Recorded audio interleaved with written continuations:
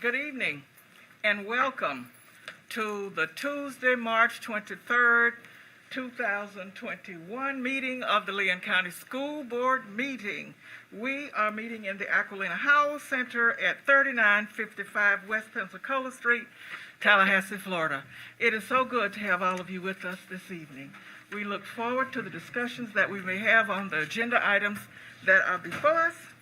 Our first agenda item calls for the Pledge of Allegiance, and our student school board member, Ms. Asha Harris, will introduce that. Student, please. Reading the pledge, we have Sergeant Major Russell Brown. He's accompanied by Tito Butler from Leon High School in 11th grade. His school activities are Marine Corps, JROTC, and he has academic honors. His interests are U.S. Marine Corps, science, and physical fitness.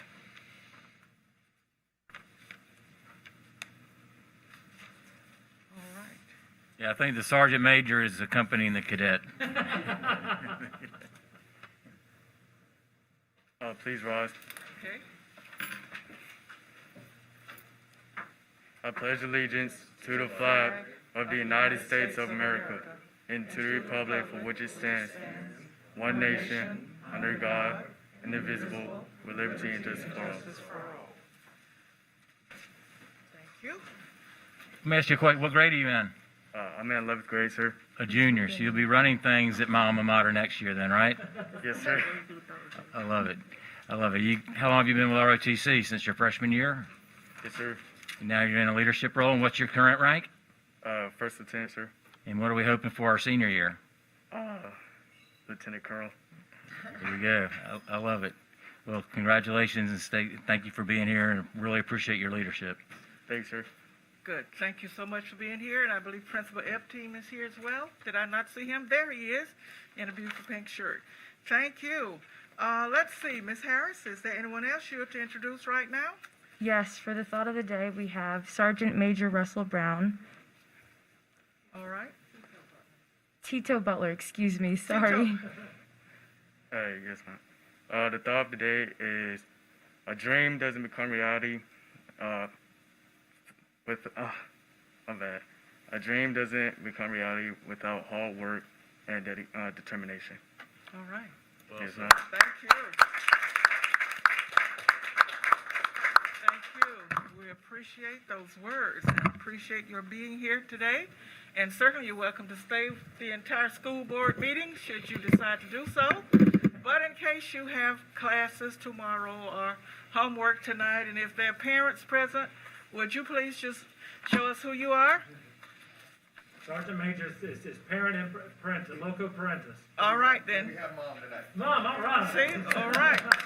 Thank you. It's important to recognize moms. This is the end of Women's History Month, so we're not leaving any women out at all. Thank you so much for being here tonight.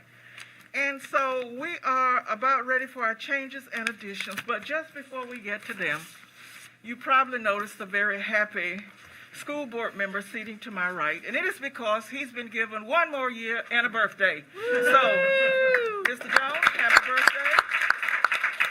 Thank you, thank you. And he is wearing balloons and gifts from a school board member. Yes, ma'am. But we also must say happy birthday to our very own Mr. Danny Albritton in the bright yellow shirt. Happy birthday, Mr. Albritton. Thank you. In case there are other staff persons with birthdays, happy birthday to you as well. Thank you. And now, Mr. Jones, would you please share the changes and additions? Yes, Madam Chair. Changes and additions, March 23rd, 2021. Public content. The superintendent recommends approval of changes and additions to the March 23rd, 2020 school board meeting as presented. 1. Add item 19.04. The superintendent recommends approval to submit a statement from the School Board of Leon County, Florida, to the Florida Department of Education expressing full support for the department's decision to request a waiver from the U.S. Department of Education of certain provisions of the Elementary and Secondary Education Act of 1965, as amended by the Every Student Succeeds Act for the 2020-21 school year. This item is added after the March 22nd, 2021 Agenda Review Workshop meeting at the request of the superintendent and board members. 2. Add item 19.05. The superintendent recommends approval to advertise amendments to policy 6325, Small Business Development Program, for a public hearing and adoption on April 27th, 2021. This item was added after the March 22nd, 2021 Agenda Review Workshop meeting at the request of the superintendent and board members. Madam Chair, these are our changes and additions. The chair will entertain a motion to approve. Move approval. By Wood, approved. Second. Second by Strickland. Questions? See none, all in favor say aye. Aye. Opposes the same. It carries unanimously. And now the Superintendent Spotlight. Madam Chair, Yes, we sir. are excited to have 2 spotlights tonight. It's a very bright night.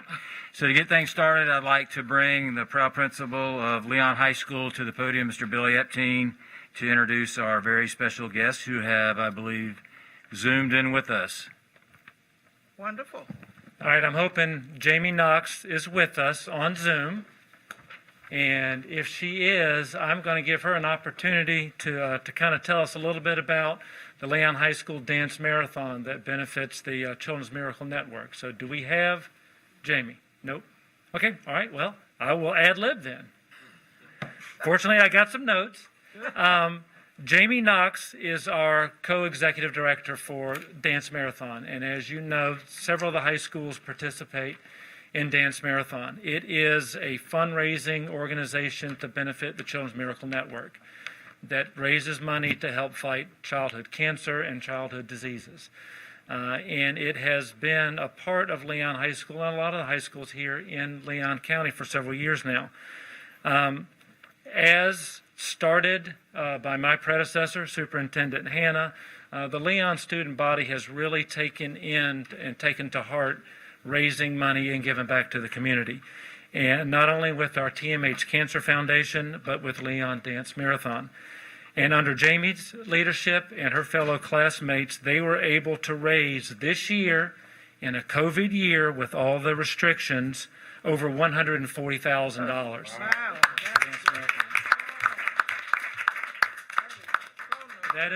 That's a $10,000 increase from last year, which had set a record.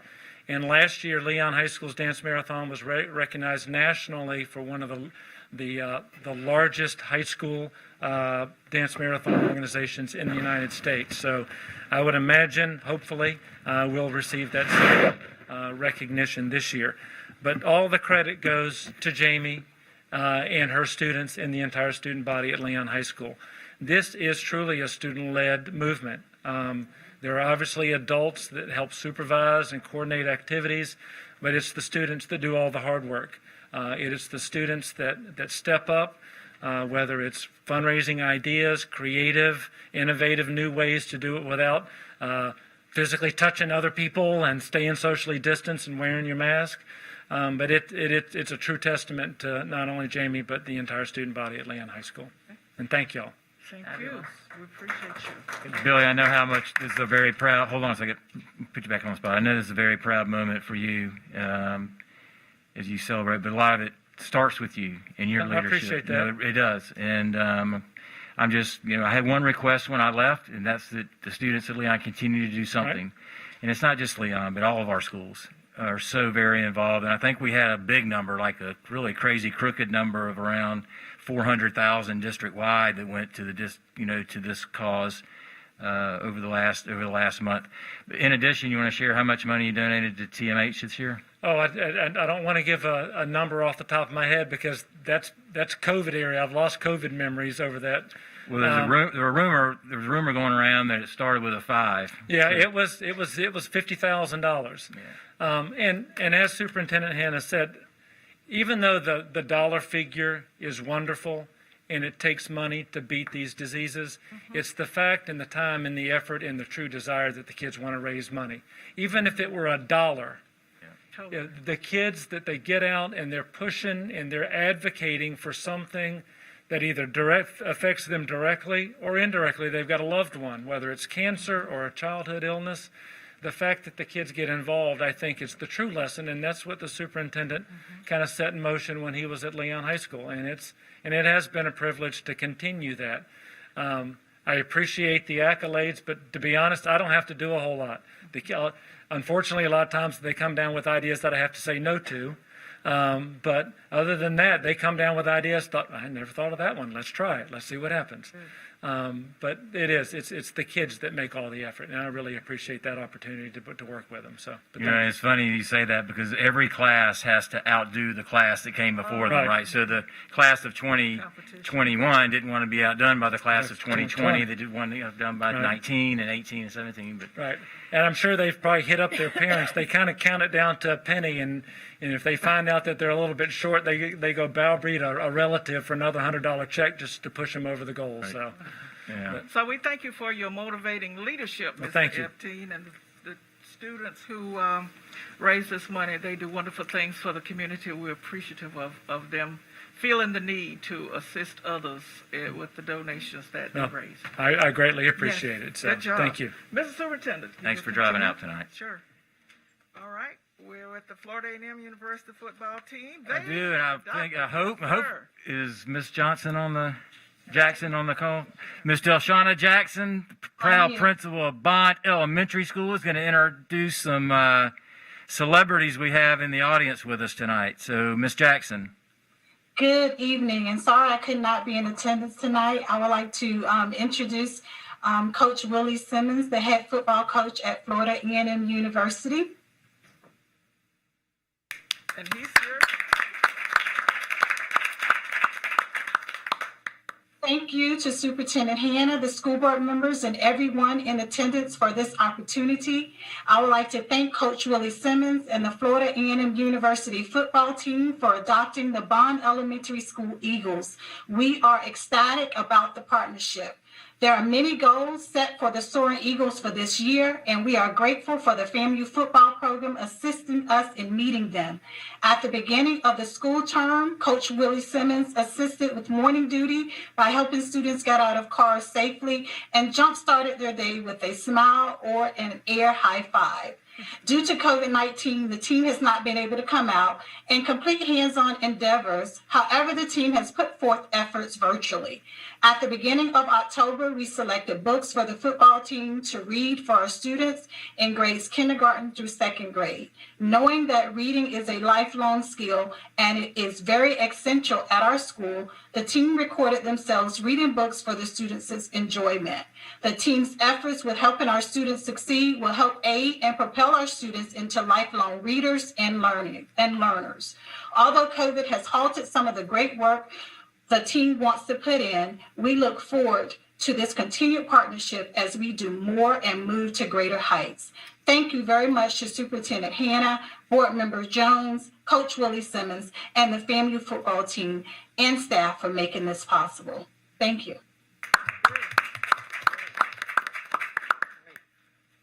Say something? Yes, Coach Simmons, please approach the microphone and welcome. Thank you. Good evening, everyone. It's an honor to be here. It's my first time coming to the school board meeting, so I don't know if it's a good thing. So I can come to the principal's office. It's a good thing. It is.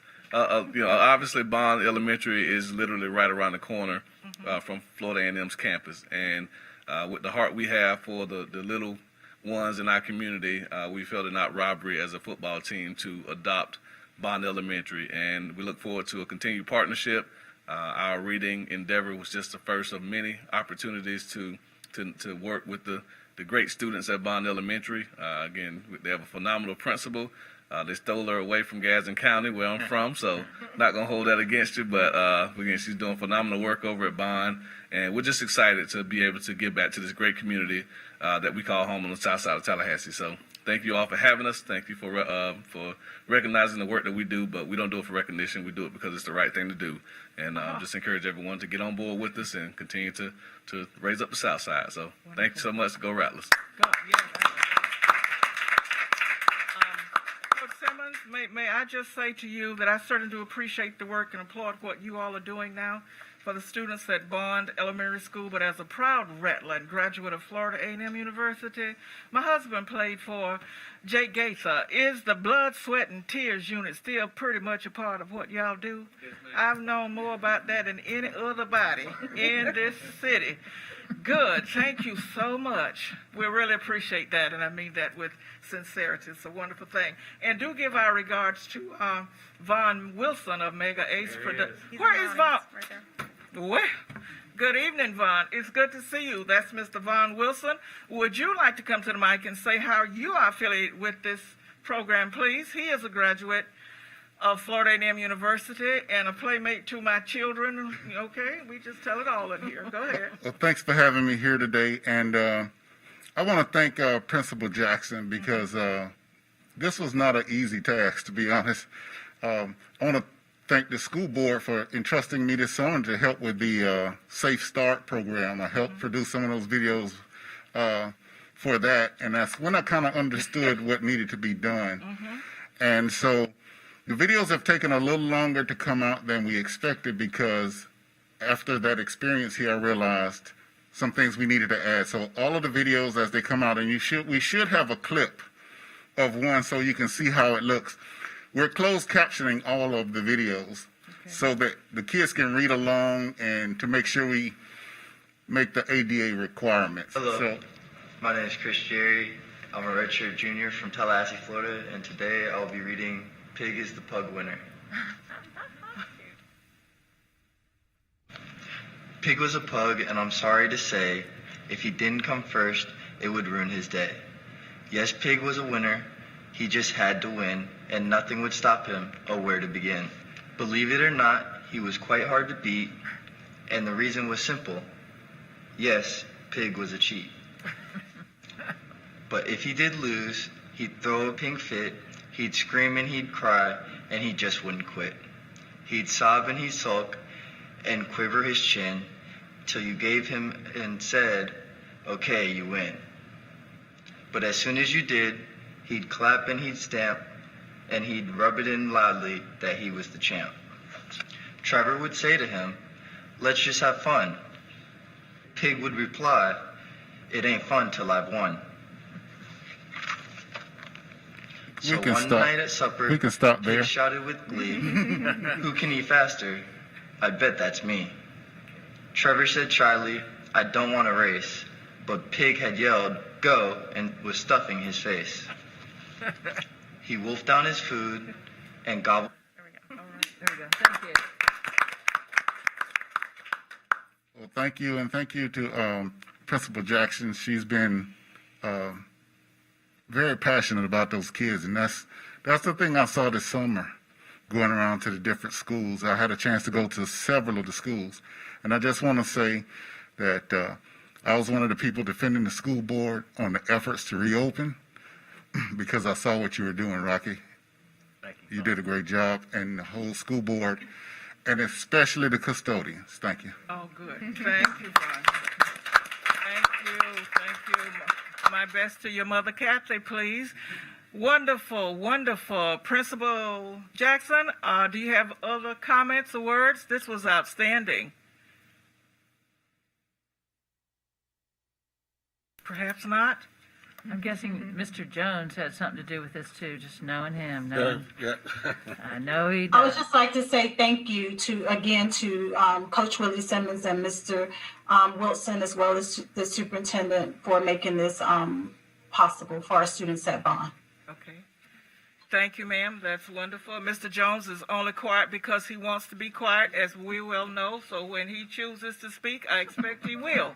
With that being said, I'm going to move along with the agenda. Is he really not going to say anything? Oh, come on. Well, I'll say something first. Hey, Vaughn, thanks for all your help this summer on the safe reopening of our schools. And, Coach, God bless you, because you got a team at the house. So you right? You got enough to suit up there at your own house. So for you to come and air five, high five our kids at Bond, in addition to the team you're high-fiving at the house every morning, we really appreciate it. Thank you, Willie. Really appreciate it. And wish the Rattlers nothing but the best this spring and back on the field next fall.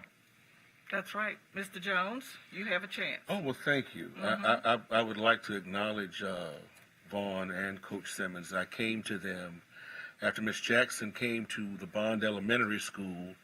I asked her what was her greatest need, and she said her greatest concern was improving reading at the Bond Elementary School. And I figured that my alma mater, with Bond being in its shadow in such close proximity, I came to Coach Simmons, and I asked him would he adopt the Bond Elementary School. And to that end, he has done that, and we then saw the ingenuity and the creativity of Mr. Vaughn Wilson and Mega Ace Productions, who then became involved and said that we could make this reading project work, and that he then took the time on a Saturday, Mr. Superintendent, and recorded more than 20 players with 20 books that were donated to them by Miss Jackson. So it was a cooperative effort, and I just want to tell them both, Coach Simmons and Mr. Wilson, thank you for saying yes and not saying no.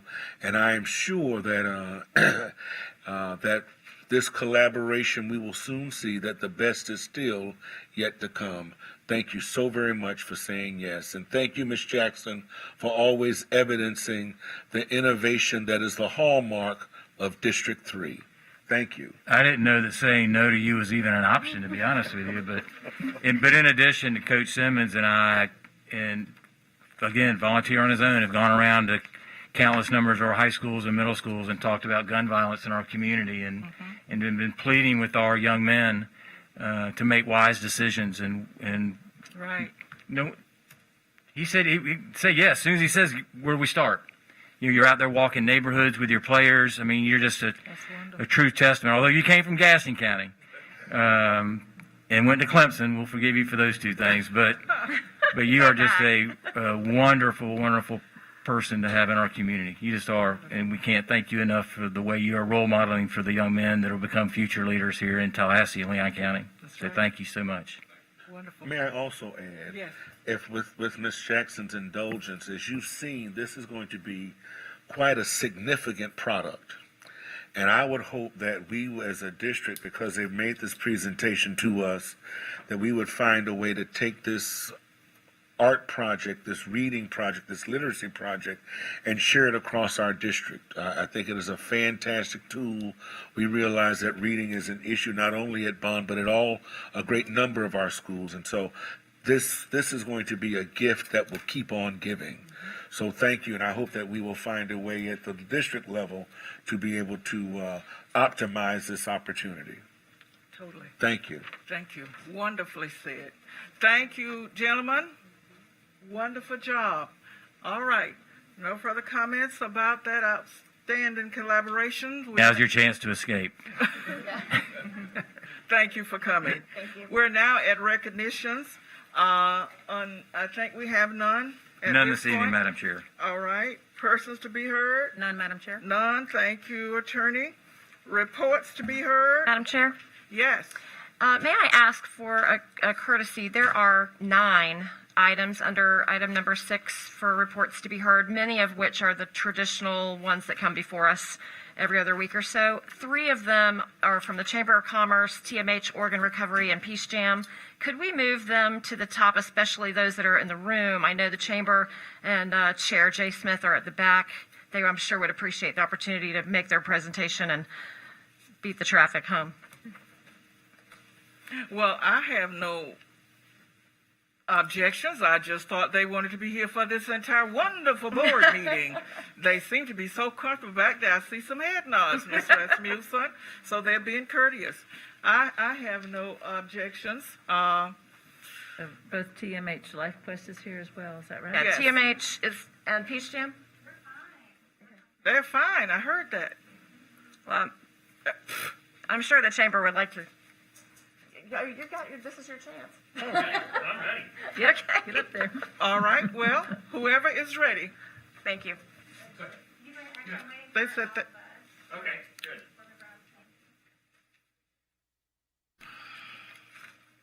Good evening, Mr. Superintendent, Chair Bowen, and school Good board evening. members. Thank you very much, Ms. Dede, for letting us come to speak for you today. We have been working with Dr. Gale a lot here lately, but on behalf of the Greater Big Bend Tallahassee Chamber of Commerce. I'm really excited to be with you all to discuss a few things. We've got a few slides that are up here to discuss with you. So the Chamber, the end of last year, after going through what all of us went through with COVID, we really wanted to put a focus on what we needed to do as a community to shift and really attack and push this community forward with a focus on jobs and talent and education. So we kind of tweaked our mission and our vision. Our mission, again, is to lead and promote the success of business, driving a higher quality of life for all of our community, which, again, is something that all of us are really stand behind. We have 3 strategic priorities that we're focused on: talent, workforce, and education, economic competitiveness and business climate, and community and prosperity. Again, all 3 of these are kind of our focus areas within the Chamber, something that our committees are focused on a daily basis. And again, our team at the Chamber, led by Sue Dick, our president, is something that we're focused on a daily basis. So based on that, we really wanted to have something that the community could focus on a weekly basis and on a monthly basis that we could communicate to you all. So with that, we developed what we wanted to call our community scorecard. So this is something that's information that is already available from several sources, including OEV and DEO and the Florida Chamber Foundation. But these are numbers that are specific to our community. These are numbers that we think are something that all of us should be focused on. The top line is more on the jobs basis, looking at both the number of jobs that our community has with a focus on private sector jobs. Of course, our focus on driving the creation of new businesses with a focus on minority and small and women-owned businesses. Vice Chair Jones, again, working with his team, this is something that we're trying to elevate and promote and make sure that our community is focused on. And of course, unemployment, driving that unemployment rate down by creating new jobs. I saw something from my industry, from ABC, I saw today. They said this year alone, our industry needs 430,000 new jobs in our industry alone. So that is something that all of our industries are facing. And again, what you all as our school system are working on a daily basis, driving that new talent and that new workforce that we're looking at. The second line is something that our community, you all are focused on a daily basis, but I think it's something that we wanted to make sure that our community is focused on, is how we're doing and how we're preparing students as they come to Leon County schools. You know, a lot of people now are focused with the passage of our CSC.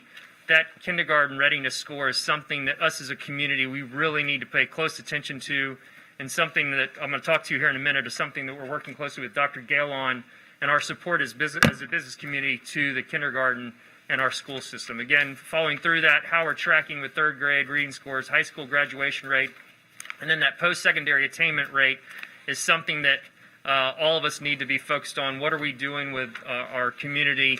What opportunities are we working through?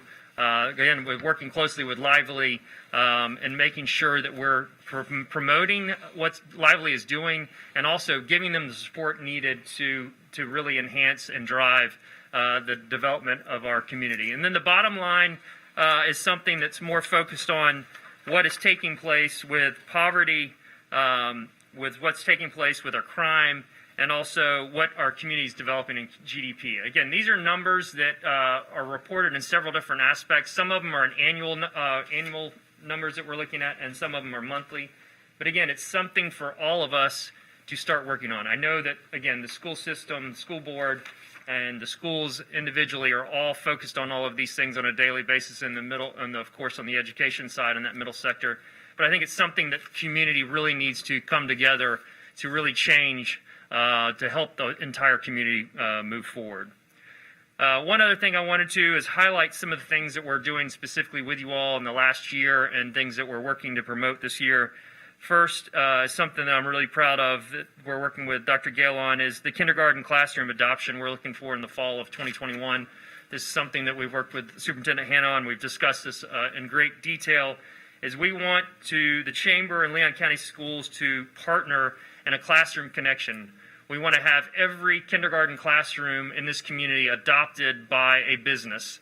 And that adoption is not just financial, but it's time, it's working in those classrooms, supporting them with what they need individually in each one of those classrooms, and making sure each one of those classrooms and those kids and those schools know that the community cares and is supporting them. And that's something that we're very proud of. And our goal is to have 100% of all those kindergartens classrooms adopted. We're also working closely on a select group of pre-K classrooms with Dr. Gale. We're going to work with them and also do a model within that on adoption of those classrooms as well, really to start engaging the business community with each one of those classrooms.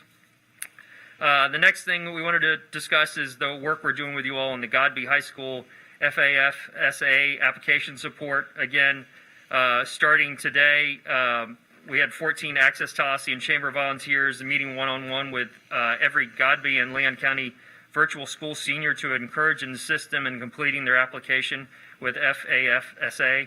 The completion of the free application for this federal student aid is one of the best predictors of whether a high school senior will go on to college. Seniors who completed the FFSA are 84% more likely to immediately enroll in post-secondary education, according to the National College Access Network. Again, this is something that we're very proud of, working closely with you all in a program called Beacon. And it's a program, Aspire, in the Capital Region, which is one of our systems that we're co-leaders with. The next thing is, of course, Youth Leadership Tallahassee, which is a program created by Leadership Tallahassee within the Chamber. The current YLT class is wrapping up their year, which is scheduled to be completed by the end of April. Currently working with all the high schools to recruit sophomores, which will be next year's juniors, for the YLT Class 18, which applications are due March 31st. And then last but certainly not least is, of course, Ms. Laura Rogers and her work with you all on the Best and Brightest. The 2021 award ceremony will be held on Wednesday, May 12th at 6:30. We had a record year of applicants with 161 high school seniors and 61 eighth grade essay finalists.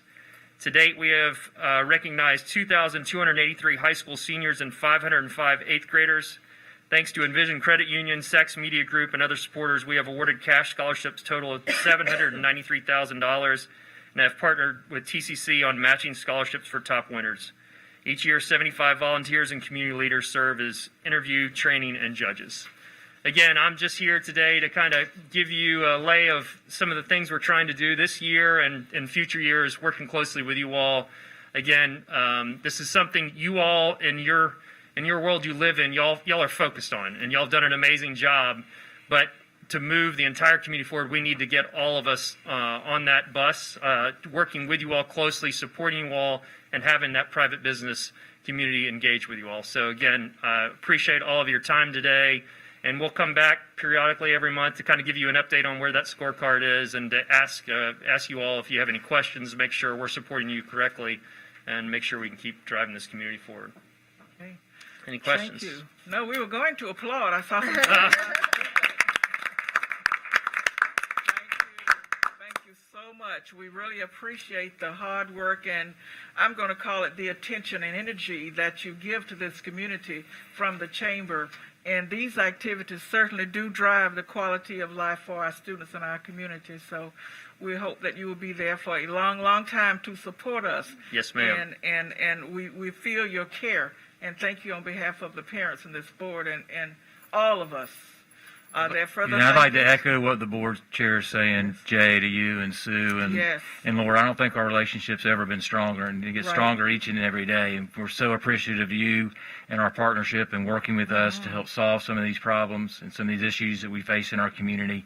But it's going to take just that, all of us being laser focused together to work to improve kindergarten readiness scores and third grade reading scores and graduation rates and post-secondary attainment rates. And we're glad you're partnering with us and very appreciative. Well, y'all have done an amazing job, and we're happy to support and keep pushing forward. I know President Dick is here with you, and I think you said Laura Rogers. Was there someone else here? Okay. Thank you. Thank you for coming. I thought I saw some folk in the other side of the building. Okay. Thank you so much. We Thank really you. Y'all have a great appreciate evening and good night. Thank you so much. Madam Chair, Jay. Yes, sir.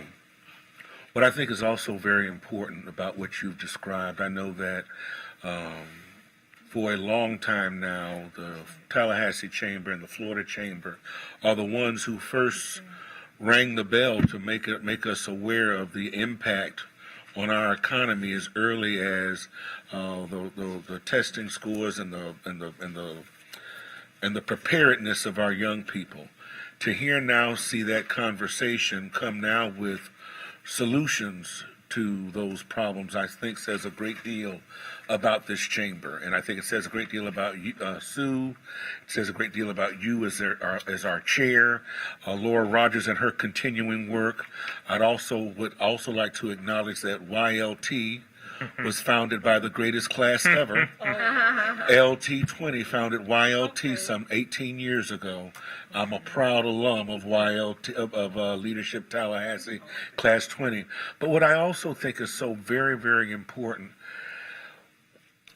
if we also could do our best to ask our businesses to take greater advantage of our apprenticeship programs and our externship programs at Lively Technical College.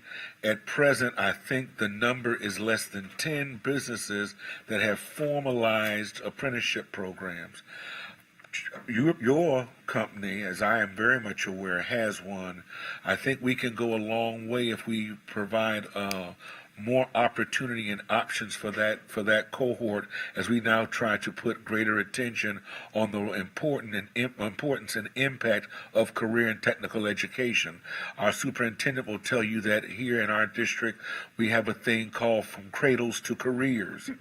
So here now, that coupled with what you're already doing, if your same membership were to buy into that process as well, that we can have a prepared workforce, which you already know is a major issue for us. But we also know that the remedy for that problem is found in our Lively Vocational Technical College and the young people that we're routing there through both dual enrollment, adult enrollment coming from our ACE program, but that partnership is also going to be critical, that we'll be able to remedy what we know is the workforce crisis we have in our community.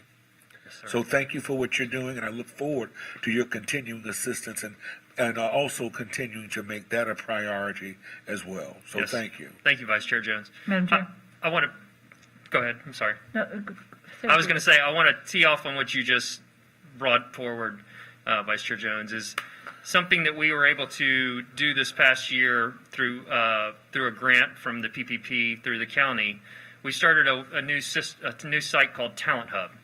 So Talent Hub is something that now we're connecting with Leon County Schools. We're connecting with several different partners, including Lively Technical College, where we're encouraging communication between people that need workers. So having the businesses fill that void on that side, loading in their information, what job opportunities they have, letting the students from Leon County Schools see the career opportunities with all these businesses, and then connecting the dots with Lively, with Career Source, with TCC, and with Tempo, with the sheriff, with his all-in program. Again, it's a centralized hub where we're communicating these things. Again, it's something we're just creating. It's just coming off the ground, but all the pieces are now starting to be aligned.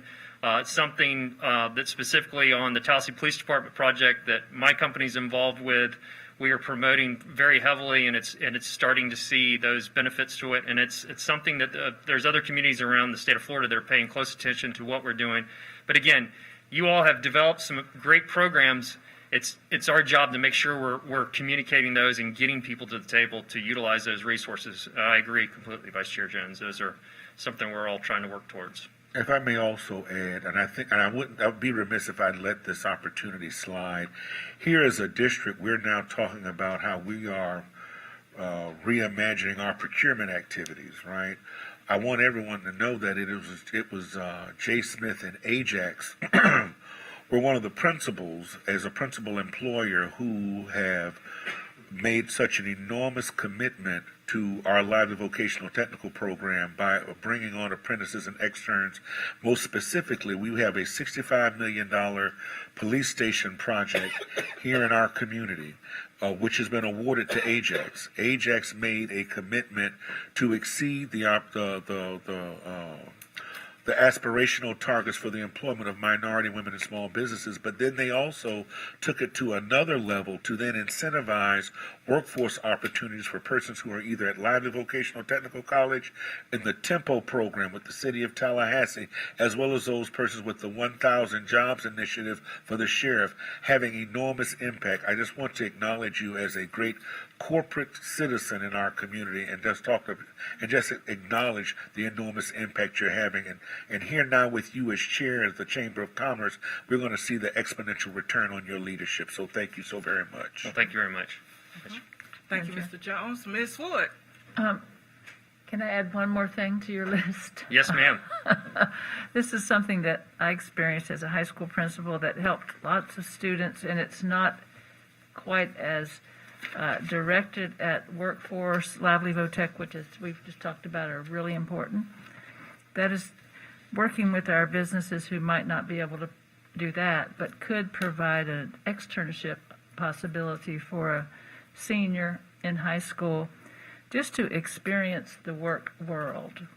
And that has to do with learning how to get to a job on time and do what you're asked to do and dress appropriately, and maybe find out if you want to be an office assistant or if you want to be an attorney in that law office. So I just want to broaden the conversation a little bit to say that, you know, businesses who may not feel they can fit into the workforce part might be able to host a high school senior for a semester. And that student can get credit.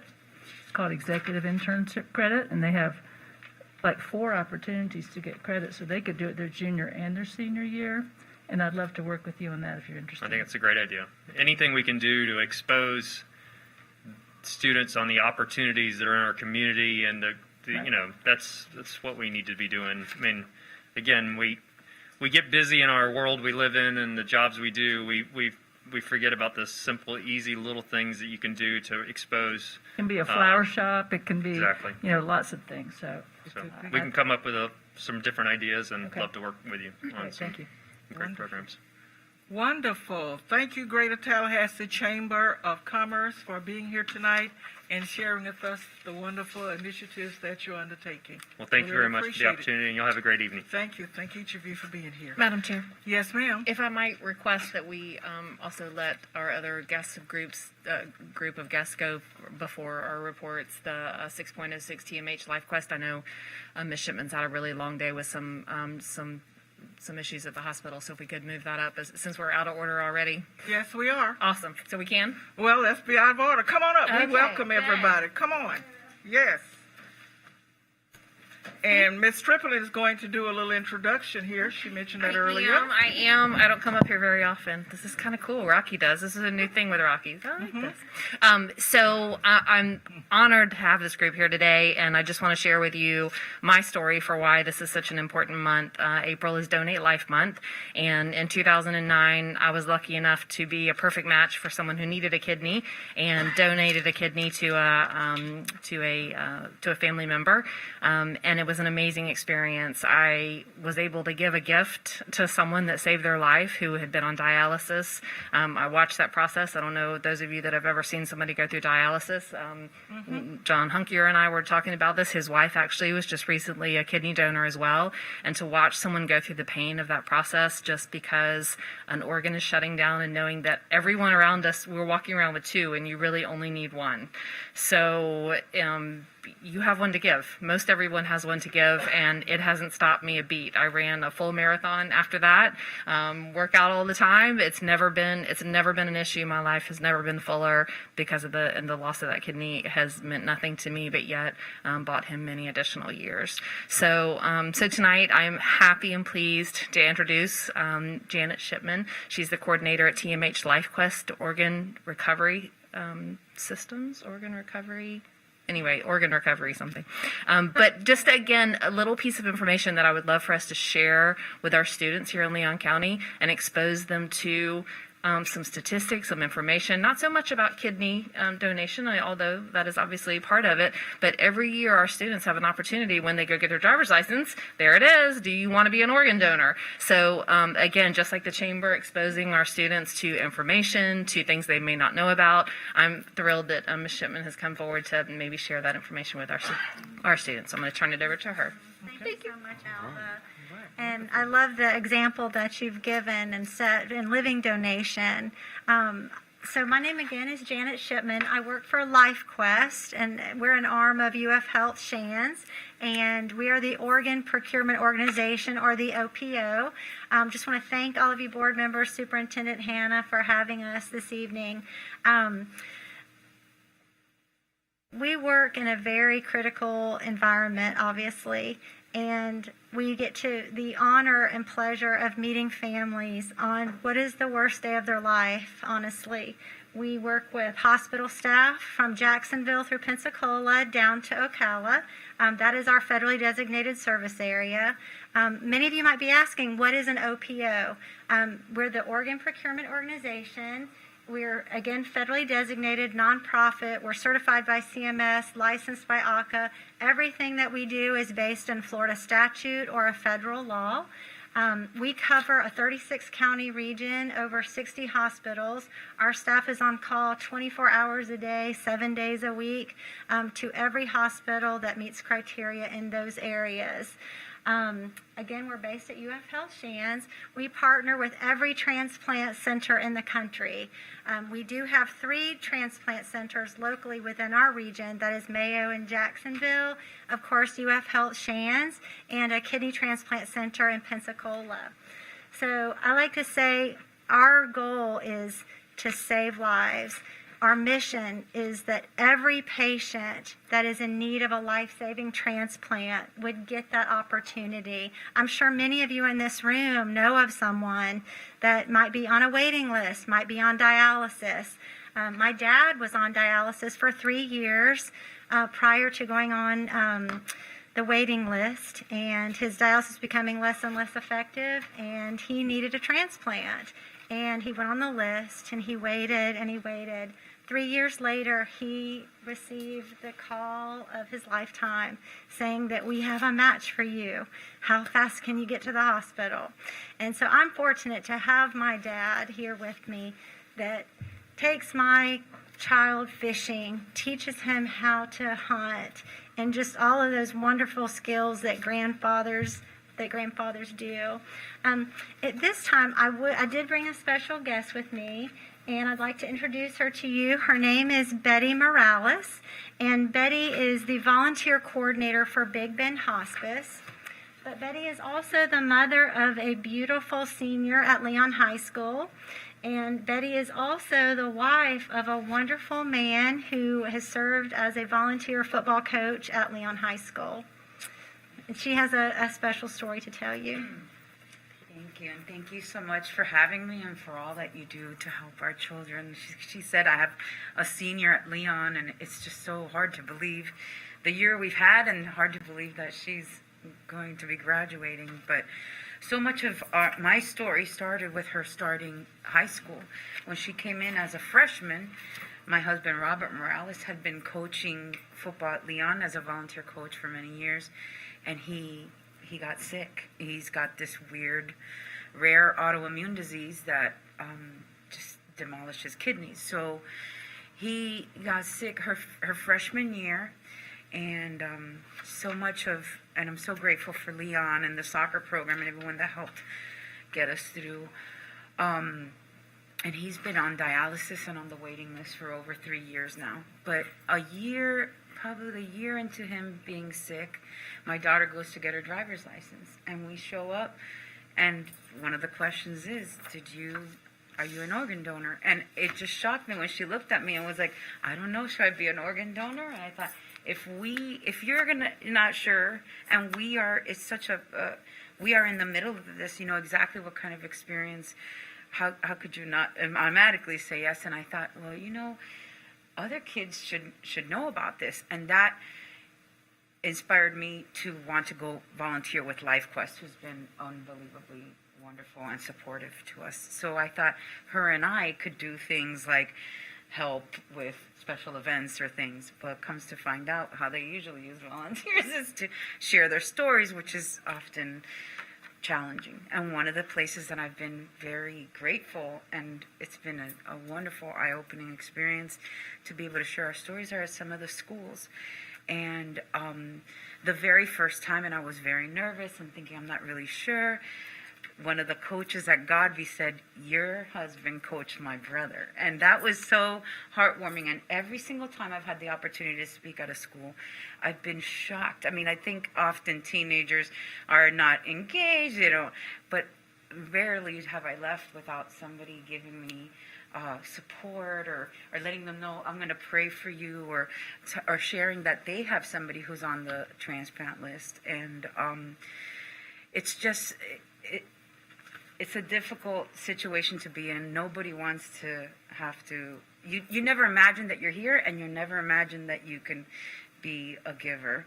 But it is a great way to teach and to make a real clear difference in being an organ donor isn't a living donor, but when you sign up on your driver's list, so we answer a lot of questions, and I mean, just questions about everything. Like, it's interesting to see how kids will ask, well, what if you see that I'm an organ donor and then I don't get health care because you could use my organs? And just trying to explain that that's not really how things work has been a great experience for me, and receiving that support from them and from LifeQuest. And I think last year WCTV had done a story on Coach Feely and my husband, and Adolph Toussaint, who is also a volunteer coach at Leon, has been on the waiting list for 4.5 years. And so I'm grateful to be here and share our story. We're still waiting. We haven't gotten a call, but we're hopeful, and it's really been a good experience. Thank you all for... God bless you. Ms. Rasmussen? I just had a question. I've been an organ donor since I had my driver's license. I'm glad to say I don't know that I had all the discerning thoughts as a 16-year-old to know any different. But now, how easy is it to sign up? Can you do it online? Oh, that's a great question. And that's actually the reason that I'm here. So Alva mentioned that April is Donate Life Month. So historically, we have an arm of community public educators that are in the high schools. They've been in the high schools. As Betty mentioned, Betty often accompanies our public educator and gives her testimony in the classrooms. But with the COVID restrictions over the past year, we have been unable to do that. And so with Donate Life Month coming, we thought, okay, well, perhaps there might be another opportunity, a different opportunity to create that awareness and answer those questions that so many students have. So they're prepared when they go to the DMV and they can make an informed decision. So to your question, many ways to sign up. You can sign up at the DMV, and that's where the majority of students and folks will sign up. In fact, it's around 80 to 90%. I was sharing with Superintendent Hannah earlier that I just received the year-end donor designation rates for the state of Florida. And the service area that I cover is Lake City through Panama City, and in Leon County and our surrounding areas are in the lower fourth of the state of Florida. And what that says to me is we need education. We need to be able to answer questions. We need to be able to, provide those opportunities to people of all ages, really, just to get that community education to students when they're making those decisions so they can make informed decisions.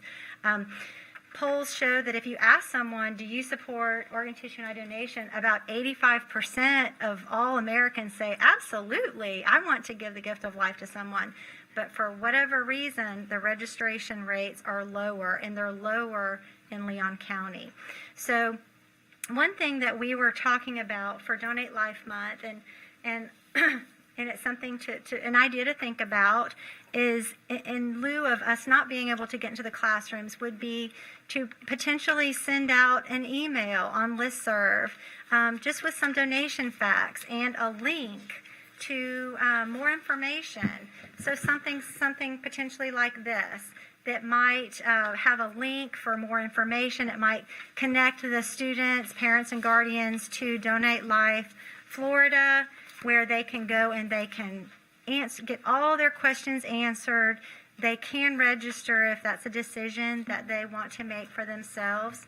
And so I just put together kind of a sample flyer, and we can send that out to each of you for your review and possible approval.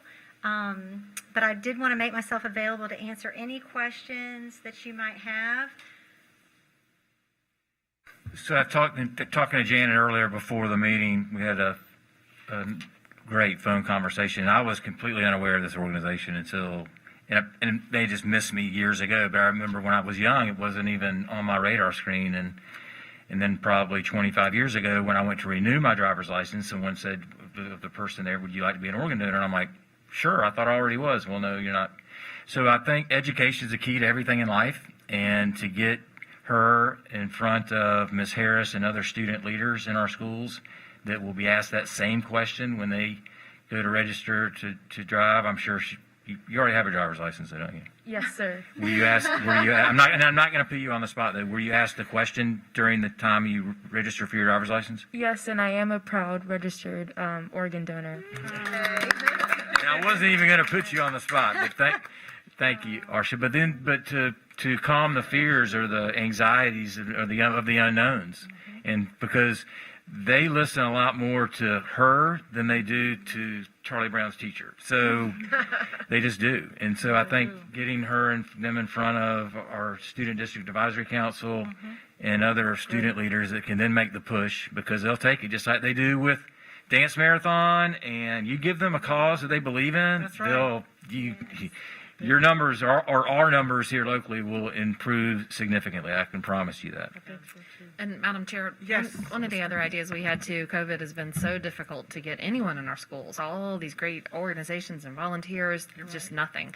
So one of the ideas that we had was if a virtual screen could be set up in the office, or show with your student groups if they're interested, so it's put out on Wednesday from 1 to 5, there will be a representative from LifeQuest on this screen in the office to answer any of your questions. You can come, so you can still come talk to somebody, but you're just going to do it via Zoom. But that would be a great way for them to maybe in their private time, if they want to ask questions, but still have that accessibility at the school. So that might be something you want to throw out to your school groups. Wonderful. This has been a wonderful report and a wonderful way to assist people, period. We're so happy to have you here this evening. This is, just chock full of substantive stuff. And I tell you, Ms. Stripling, you just can't look at the book and judge it, can you? Wonderful. This was great.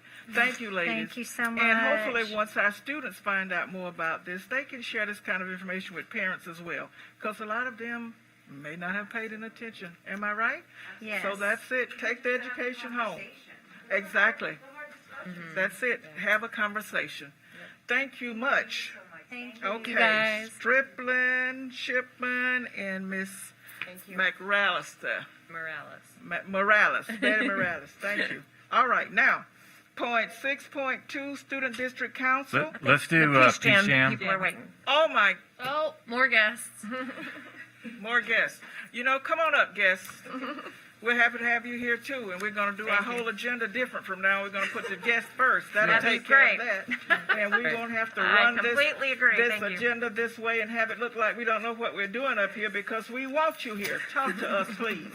We certainly appreciate that consideration. Yes. My name is Bree Shannon, and I, for the last 3 years, have had the pleasure of serving as the coordinator of the Southeast region of Peace Jam Foundation and hosting programming for youth across the region. Prior to that, I was a classroom teacher that engaged in and used the program down in Sarasota and brought students to Tallahassee every year. So for, the 15 years almost that Peace Jam has been at Florida State, I have been a part of that story, and Dr. Gale has been a part of that story, and Dee Dee, and many of you have been a part of bringing this opportunity to our students.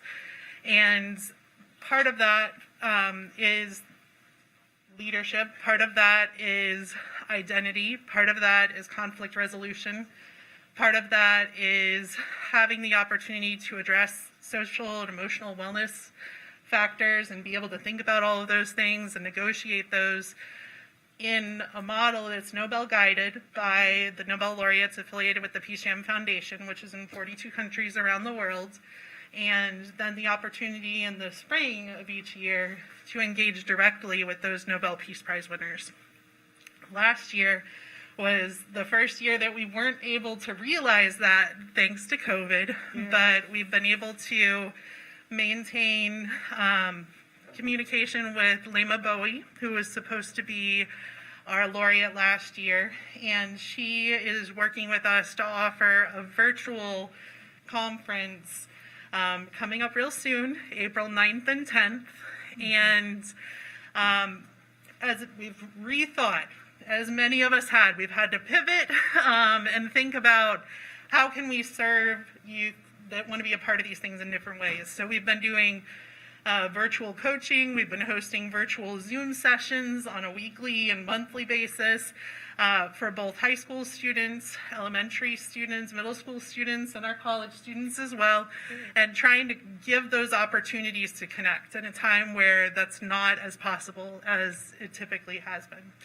And we had a fall slam, which is like the Energizer, and 145 students from across the Southeast joined us virtually for the first session, and then we offered a second session in January, and we had 90 students from across the Southeast, high school and 8th grade students that joined us, and we took all of the feedback from those students and those experiences and retooled to create some different opportunities on the 9th and 10th.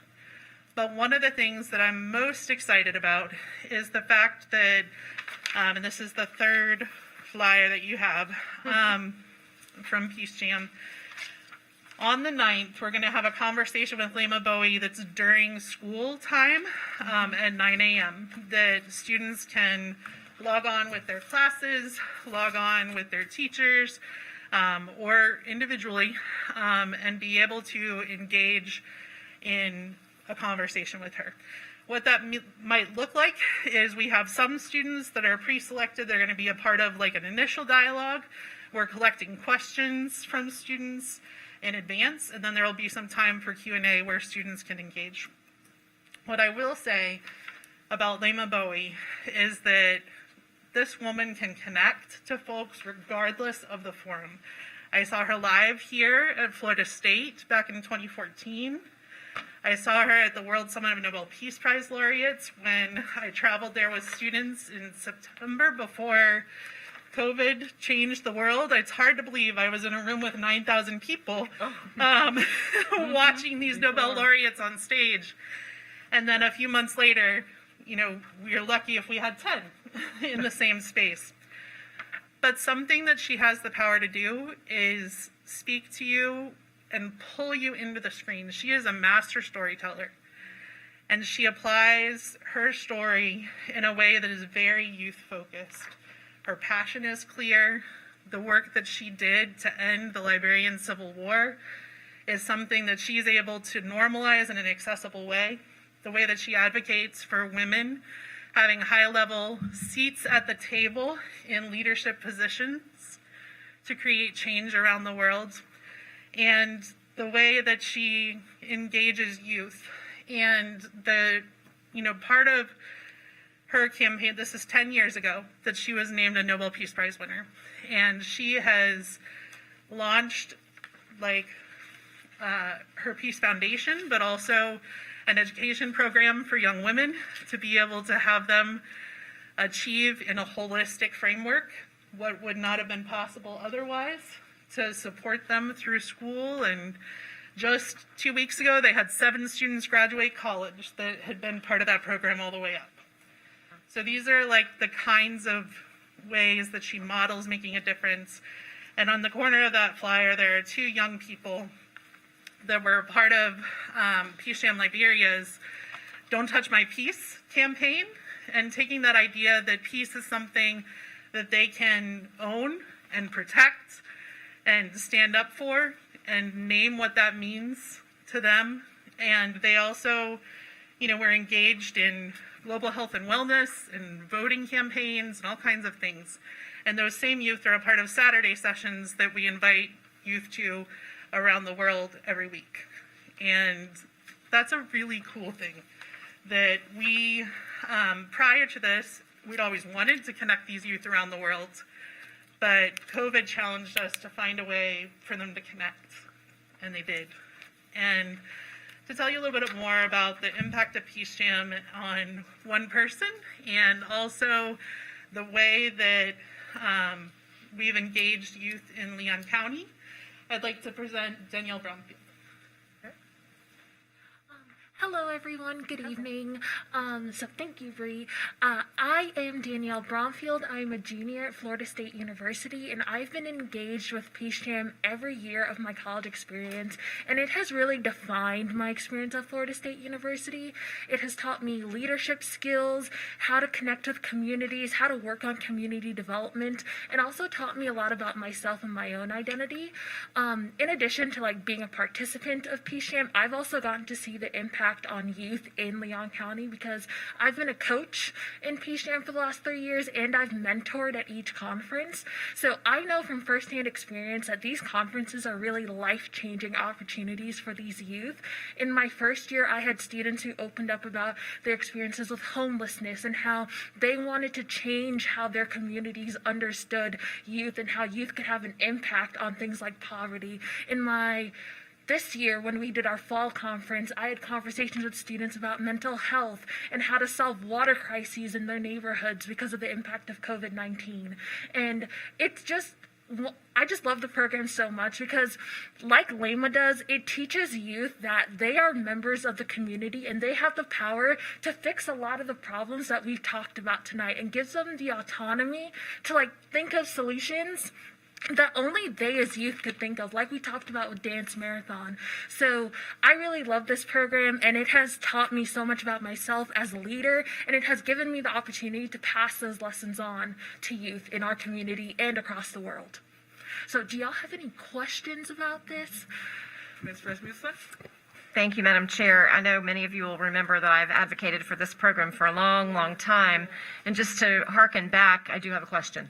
But I want to remind my colleagues that, before COVID, a typical PSHAM conference at Florida State University would have thousands, I guess, of students from across the country, mostly the Southeast.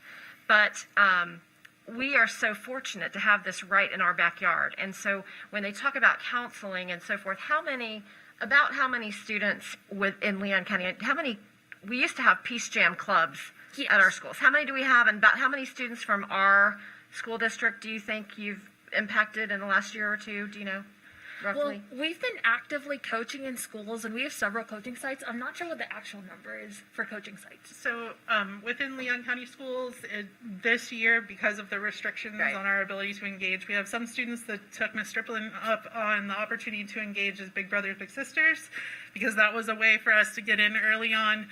We've continued to maintain conversations with Dr. Gale about any opportunities that we can have. Up until this year, we had 21st Century program, academic-based, in art classes, journalism classes, history classes. It really is cross-curricular, and then also clubs. But we've, in the last few years, had engagement from all high schools and elementary and middle schools as well. I remember the year that, one year in particular, they did service projects with all these students who came in from all over the southeastern United States. They did service projects here in our county, and many of them had to do with our high schools. I remember I participated in painting a mural. I think there was a food drive or a food giveaway, that kind of thing. So just great opportunity. I hope that our academic services folks know about this opportunity on the 9th at 9 in the morning, Mr. Superintendent, or Dr. Gale seems to know. So- Would you like to come to the microphone, Dr. Gale, please, so that the county can hear? Thank you. I'm sorry, please pardon me. Good evening to everyone. So Bree and I have been in contact, constant contact, and we're doing everything that we can with the limitations that we have with our bubbles in Leon County schools. So this information has been shared with our high school and middle school principals. It will be reshared because this is April 9th and 10th, and a great opportunity to connect, as Bree said, virtually. So yes, ma'am. Great. Thank you. And one last thing to go back to what Ms. Rasmussen was saying about cost. Our students worked very hard all year to fundraise so that this is free for Leon County schools to take part in this year. Good. For them to be able to engage in the classroom pieces as well as register individually to take part in the things that are happening on both the 9th and 10th. Thank Is you. Rickards involved? I beg your pardon? Is Rickards involved? I'm not sure if we have any registrants at this point. Dr. Gill is going to update me on what the principals have said as far as the way they want to engage with their schools on the 9th. I expect that we probably will be hearing from Dr. Gale later on once the registrations are in place of what high schools and numbers. We'd love to have that information as well. Yes, and I'm happy to come back and share all of that with y'all down the road as well. But, you know, we definitely want to get it out there. And there's also a case study that I'll share with Dr. Gale so that teachers can have ready curricula that they can implement in preparing their students to engage in the conversation. Wonderful. Thank you so much. We feel really honored to have you here. Further comments or questions for these ladies tonight? Danielle was asking if she could expand on one thing. If Yes, of course. Come right ahead. To your question about like other forms of engagements for Leon County students, this year we are starting to launch a program called Peace Jam Youth Ambassadors, and the goal of the program is to create a small cohort of students selected from each Leon County high school, and they would serve as decision makers to help foster like the conference and the slam and like what workshops we'd present, and they'd also have the opportunity to learn from me and other FSU students specific leadership curriculum so that they can foster leadership in their own clubs and act as youth leaders in a more like direct fashion. So we just wanted to present that opportunity to you all as another way to engage the students. Wonderful. Thank you. Look, I've been with our school system over 3 decades. We have had a wonderful partnership relationship with Peace Jam as far back as I can remember, Roseanne. Was it Rhodey for years and years? Rhodey. That's right. Rhodey Thompson. Yeah, Rhodey Thompson. She's a rock star, and those are hard shoes to fill, and you're filling them well. So that continued relationship is important. I have to tell you that Peace Jam is Noble Guided, Youth-Led, Community Engaged. Like, that's the way we function. And I came into this because of 2 high school students that I took to a Learn and Serve reporting conference who went to a session because they were a part of our grant in Sarasota County to reinvigorate service learning. They met Rhodey in a session, asked her so many questions that she's like, who are you and where did you come from? And ended up training me on the spot at a conference to be able to engage in Peace Jam the very first year that it came to Florida State and Leon County. So Rhodey's a very dear friend of mine, and Tommy as well with his teaching in the county and whatnot. His unicycling. Okay. Thank you. Yeah. Thank you. Thank you. Dr. Gill, Oh, wow. Mr. Madam Jones? Chair, Yes, Dr. sir. Gill, I'd be interested in knowing which schools have clubs. Okay. And as she's bringing the T-shirts, I am particularly in love with this statement. The world is upside down. It's going to take a lot of hands to turn it right side up. This is according to Lehman Jabot. Okay, Jabot, not Bowen. Okay, just trying to say. All right. Are there other guests tonight that we need to hear from? No, I think that's it. You think that's it? Thank you, Madam Chair, for Good, indulging good. that. This has been wonderful. Now we're at 6.5. 02, Student District Council meeting. None today. None today. Did Title IX Advisory, Talitha Edwards Chair. I think she was on Zoom. I'm here. Wonderful. We're glad you're here. Please talk to us. Yeah, it's been a long day. I know. It's been a long day. I know.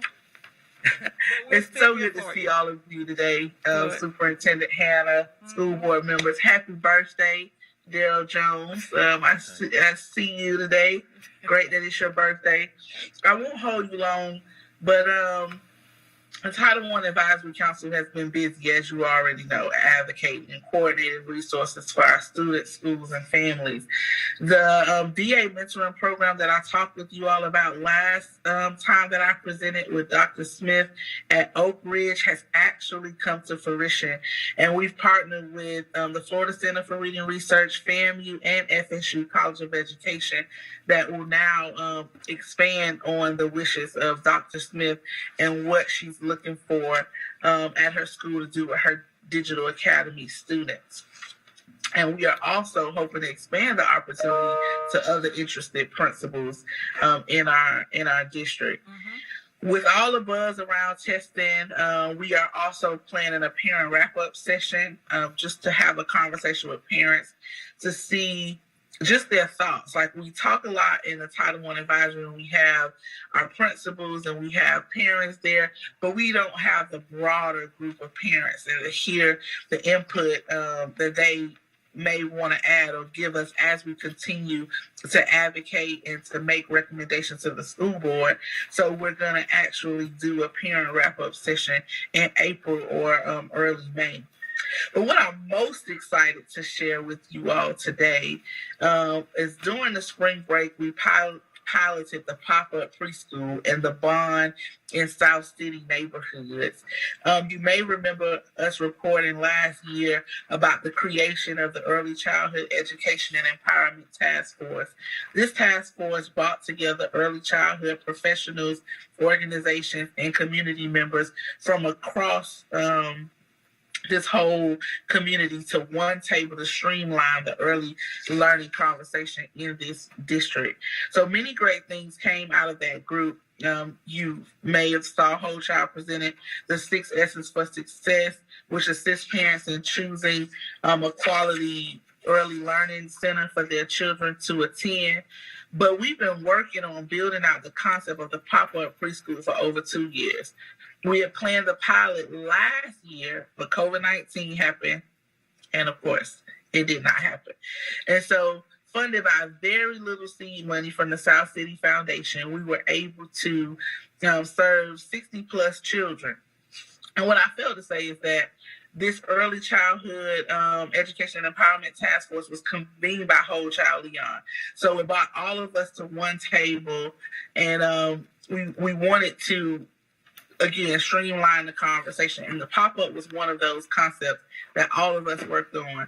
And so the pop-up preschool strives to address our kindergarten and school readiness rates that we have on our side of town. You all passed the all-day VPK, but we know that with limited funding that the students who could potentially be in the school, there's not enough funding to serve everybody, right? So we have quite a bit of our students that are at home with caregivers of their parents. And so we wanted to bring the classroom and those kindergarten readiness skills to the communities and empowering those children's parents and caregivers as their first teachers. There was a conglomerate of organizations that made this happen. Whole Child Leon, South City Foundation, Phonacious. We had this wonderful Dr. Jenny Blaylock who did social and emotional activities there, which was amazing. We had Carly with the Sharon Tree who bought out the Cool Bus. If you've read or seen any of his stories, you saw this aqua school bus that was out there that centered this whole activity, and it was just wonderful. The Florida Center for Reading Research, Rita Brown donated money for us to buy books, so each student left the pop-up preschool with a book and resources inside of that bag, inside of those bags, and we were able to have parent and provider resource education to show them how to utilize skills to provide early literacy skills using the books that were in the bag. So many wonderful, wonderful things happen. And I'm talking fast because we've been long in reports, and I know you all have to get to business. But that's the gist of it. Any questions? I just wanted to say, Talithia, when you said 2 years ago, pop-up preschool, I was like, what is that? And I was so excited to read about that in the paper and the publicity it got. And, you know, it's just such a positive concept. Thank you for your vision of that and all those organizations and resources that came together to make it happen. I think it's going to be a great project to expand on in the future. Yes, we're hoping. We need resources. We're hoping to expand on it throughout the summer. Like I said, we were able to do this week. Courtney and Talithia, why don't we just do something during spring break? It's going to be smaller than we thought, but let's just make it happen. Let's begin to gather data because we know there's a need, right? And hopefully, eventually, when the CSD comes on board, this is the kind of concept and things that the Children's Services Council will actually fund. But in the meantime, to keep it going, to keep the momentum, to continue to gather the data, we need resources. Right. Anyone else? Thank you, Ms. Edwards, for your leadership and your energy. You continue to bring innovative ideas to help the children of this county. And we appreciate you so much. And we will hear from you next time when your report is due, because we know you will have done some other things. Madam Chair. Yes, sir. I just want to also call attention to the pop-up preschool. Mm-hmm. I had opportunity to attend, and it was really, really fantastic. And again, I am hoping that my colleagues will join me as we set priorities for the district and priorities for funding, that we will see this as an option, a worthwhile option for us to invest in, to continue to optimize our investment in early learning activities. Absolutely. Thank you, Vice Chair Jones. Further comments? Thank you, Ms. Edwards. Good job. Appreciate you. Moving along on the agenda now. Good night. Did I hear someone? Good night. Ms. Edwards. Oh, good night, Ms. Edwards. Except from Student Education Advisory Council, no report. Early Learning, Leon Advisory Council. Brooke Bruner, are you still with us? If so. I'm not sure there's no report. I am here. Okay. Good evening, Madam Chair, Superintendent, School Board members. Mm-hmm. Yes, is there... Can you hear me okay? Yes, we hear you. We hear you. Okay. Perfect. All right. Our last meeting was held for Early Learning Leon on March 3rd. I shared with you at our last update that we were working on our literacy projects, and we are continuing to do that. In the month of March, we distributed 500 books to our private providers, specifically for those students that would be transitioning into kindergarten and attending VPK programs right now. It was really great to connect with those private providers face to face and start some new relationships for those that I had not yet met. So that was really exciting for us.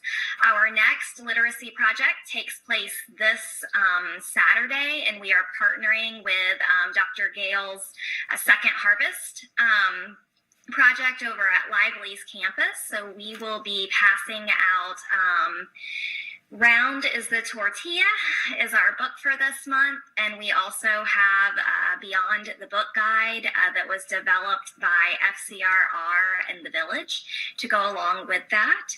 So we're really excited about that. We have about 2,000 books to pass out and get in the hands of our children and our families. So we are really excited and ready to get that off the ground. In addition, we are continuing to work on our Ready for Kindergarten transition project, and so Susan Mayfield has been working on our videos and getting those together. They will soon be up on our Ready for Kindergarten webpage that will be off of the main district webpage. It will provide our families instructions for how to enroll in kindergarten. It will also kick off those April 30th virtual kindergarten orientations at each individual school site. So we're really encouraging our families that have rising kindergartners to engage in those virtual orientations.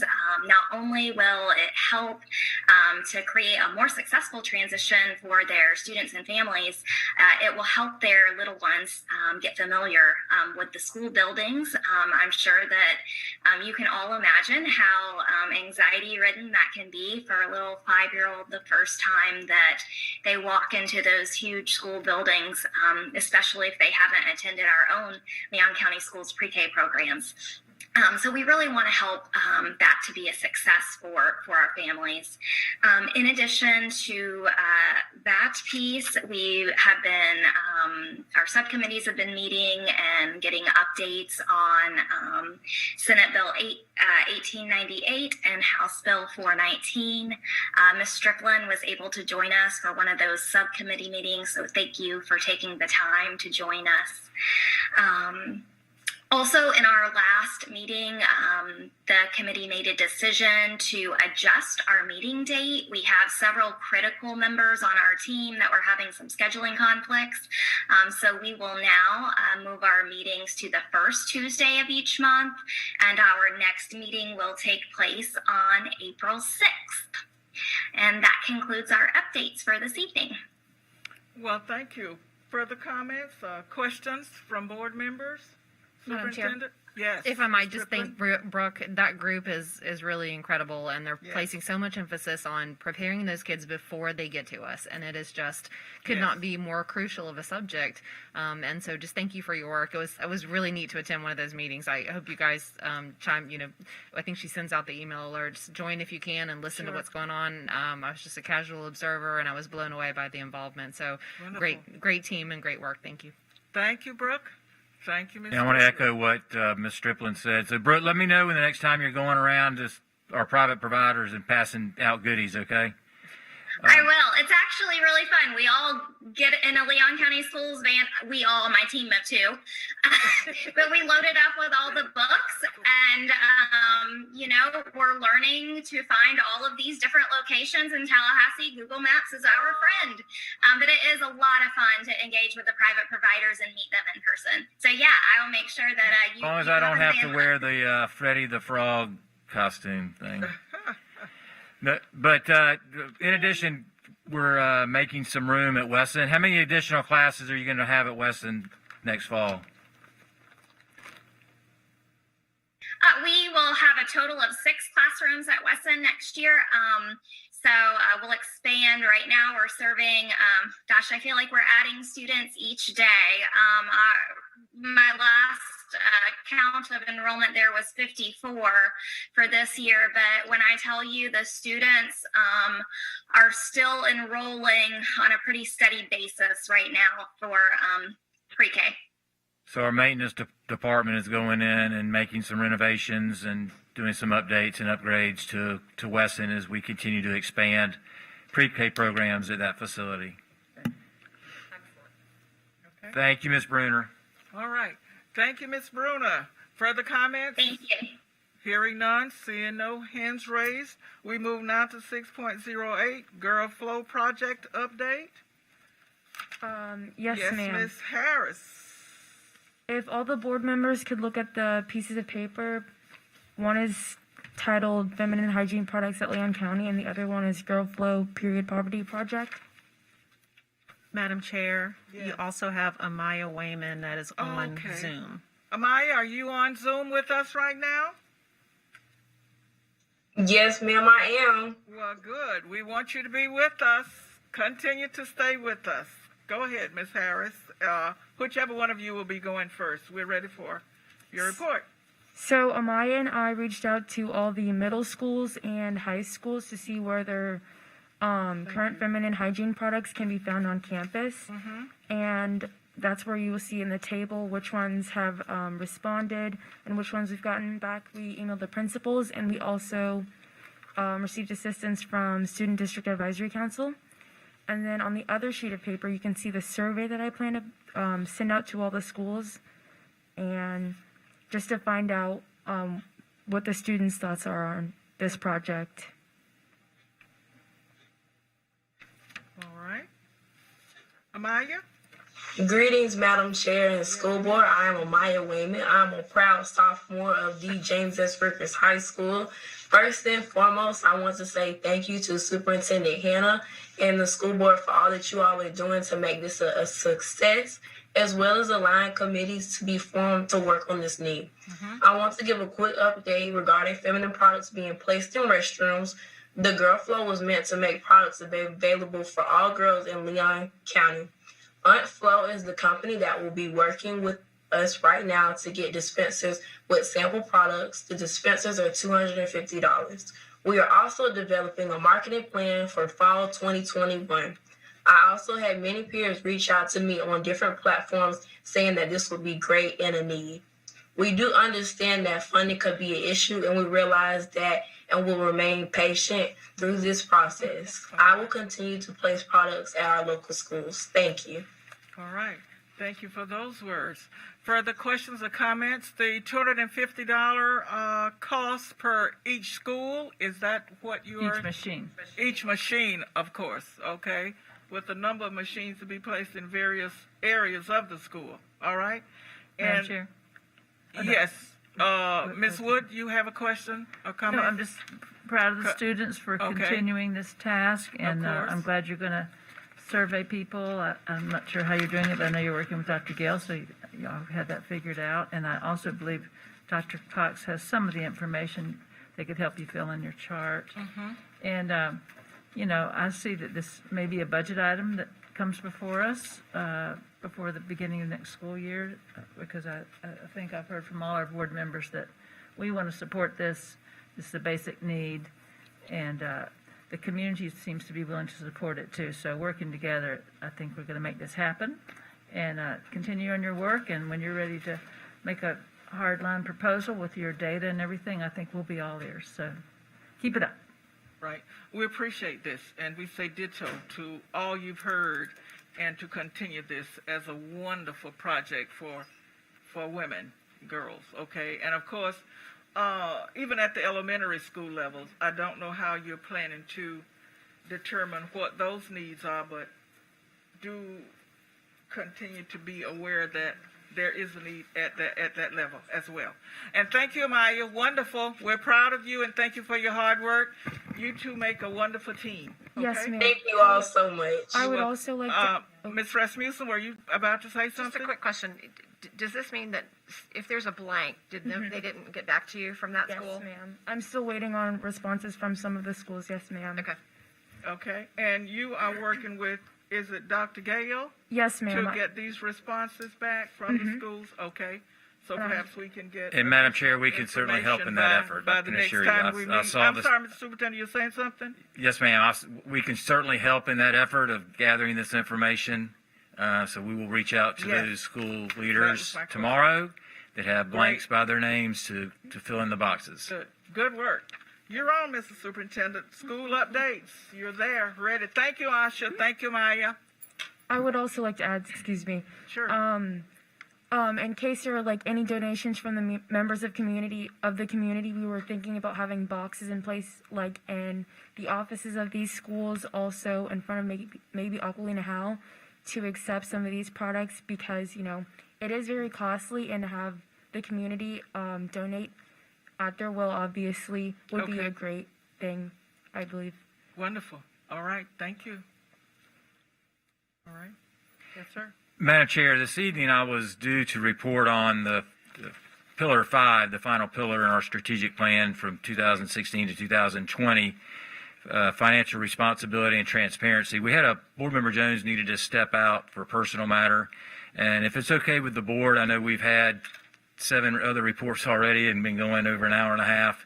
And I would like to you all to entertain me presenting that final pillar at our next board meeting, if that's okay. We will do that. Yes, sir. Thank you so much. And then, so finally tonight, we will end the reports with our update on where we are as a school system and related to all things COVID as we progress towards the end of the third 9 weeks and head down the final stretch of the fourth 9 weeks here at the end of next week. It's funny. I was watching, I don't know if you watched 60 Minutes the other night, but they had a school superintendent from Marietta, Georgia, on, and during the whole segment of 60 Minutes, I just couldn't help but chuckle how we are leaps and bounds ahead of so many other school districts in this country. And that's because of the leadership of this board and all the time, energies, and efforts that we put into our task force and to make sure we were going to get it right. And we have. We're getting it right every day. And we will not let up until we see the finish line on June the 10th. So we're committed to this and not making any changes. We don't want to do something that could potentially lead to spreading our community after we've come such a long way. And then it goes so much hard work and effort to make sure we got it right. So with that, Dr. Cox, I'm going to turn it over to you to give an update on where we stand. I know there were some changes made by the Centers for Disease Control and how those will or will not impact what we're doing in our schools. And also if you have Ms. McClellan on the line that can update some of our local numbers. Okay, great. Thank you, Mr. Superintendent. And good evening, school board members. So Coco's on the line. So there's two things we want to address with you. We want to give you our we've been giving you numbers now every board meeting for several months, and they really have dropped off the map. Coco's going to cover that. And then we do want to talk to you about this thing with the Center of Disease Control has gone to the 3 feet. And exactly what does that mean for Leon County schools?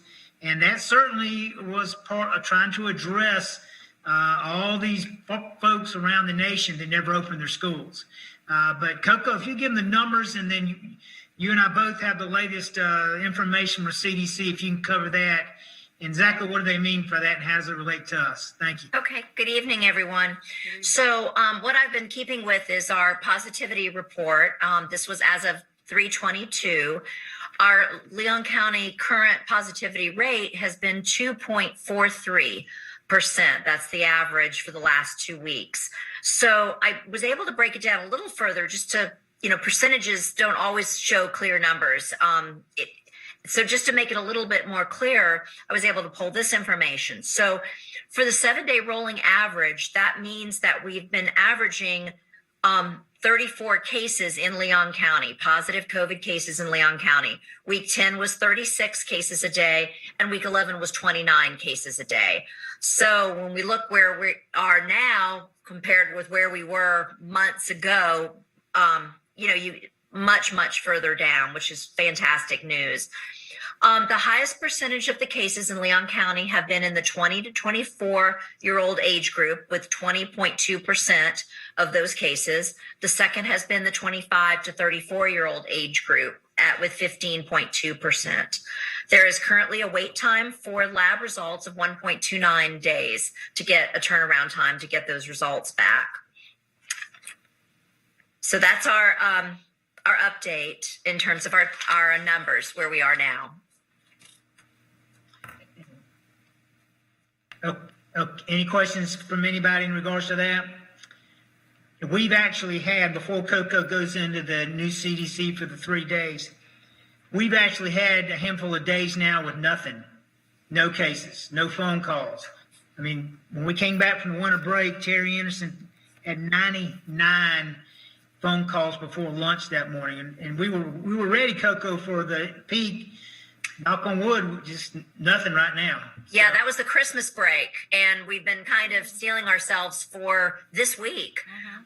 It's still early, so we're still going to be, cautiously optimistic, but things are looking good and very different from when we came back from Christmas break and the winter break. Great. Go ahead, Coco, with the CDC from 3 days then. Okay, so I think what's a little confusing is some of the information has come out, and so I pulled some of the different things from the CDC site in help with Susan Young, who's just done a fabulous job with this as our CDC liaison. Basically, they have not changed anything in relations to what this means for us from the Department of Health in terms of contract tracing. So all cases where we're looking with people that are within 6 feet, we still are to contact trace that as an exposure, as a true exposure. Now, I think with what is happening is they have updated some of their guidance, since there are many counties in the United States that are just now reopening. So they have added to it, kind of where we were back in July, looking at this very closely with the reopening. They are now doing this and tweaking different things for the counties that have not opened. But in terms of where we are, nothing has really changed from contract tracing. So they have basically said that the CDC continues to recommend at least 6 feet of distance. And this is going to be within between adults in a school building and between adults and students in common areas, school lobbies, classrooms, things like that. They like to use the phrase if feasible. And so they have said the 6 feet is ideal, but there are a lot of schools that cannot have that 6 feet distance. And just as we were very nervous back in July, trying to figure out how are we going to do this, other schools are dealing with that now in counties that are just reopening.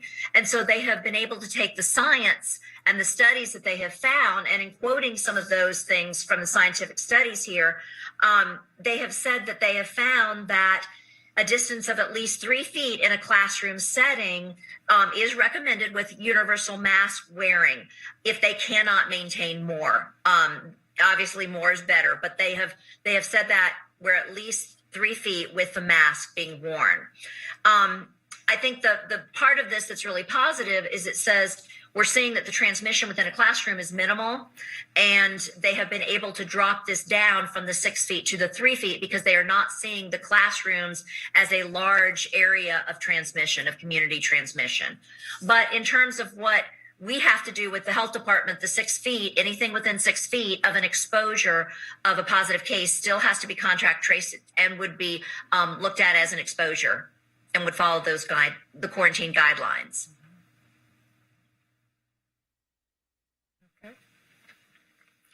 That's it for health services, unless there's some questions. Well, I'll go back to the question Ms. Striplin raised the last time we gave a report and CDC changed their guidelines. What does this mean for us and our practices? Again, absolutely nothing. We're not changing a thing. So where it comes to the social distancing, the wearing of masks, the contact tracing, everything's still in place. All of us are encouraged about the number of folks now, our employees and others that have received vaccinations and will continue to receive vaccinations over the course of the next several weeks. I think by the end of the school year, nearly every adult 18 or older will have had an opportunity to be vaccinated if they so choose. And I can also attest that there was quite a bit of traveling going on over the course of spring break with our school-age children. I don't think I've ever seen as many school-age children traveling with their parents and families over spring break. So us not having a big uptick in numbers it makes it even better that we are not seeing a lot of kids that are coming back who have now taken ill or adults that have taken ill and positive cases. So because I do know firsthand that there was quite a bit of traveling with K-12 students over the course of last week. And we'll just continue to hope and pray that those numbers stay consistent and remain low. And we continue to be diligent in our efforts to stay the course and finish the school year strong. And so, again, Dr. Cox, Coco, to your teams, thank you, because you are it all starts and ends with you guys and keeping our people safe. So thank you. And with that, we'll take any questions. Seeing none. All right. Easy peasy. All right. Thank you. Thank you, Mr. Superintendent. All right. Madam Chair. Yes. Move approval of the consent agenda. Second. Moved by Rasmussen, second by who was that? Me. Striplin. Questions? Hearing none. All in favor? Aye. Aye. It passes unanimously. That was items what through what? And we're at items 1801. 18. Yes.